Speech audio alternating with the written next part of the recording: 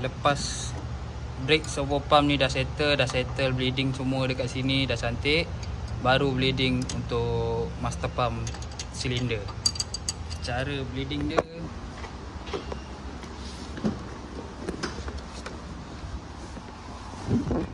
dia kena tekan slow-slow lah. Dia tak boleh macam kereta biasa laju-laju macam ni.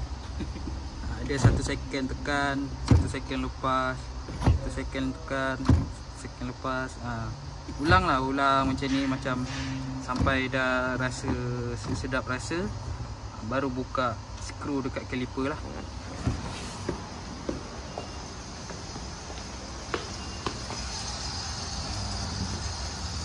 Macam ni, macam biasa lah, macam kereta biasa. Tekan. Pump dekat dalam tu 1 second tekan, 1 second lepas lah. Dia kena buat slow-slow lah. Tak boleh laju-laju macam kereta-kereta biasa yang tak ada hybrid.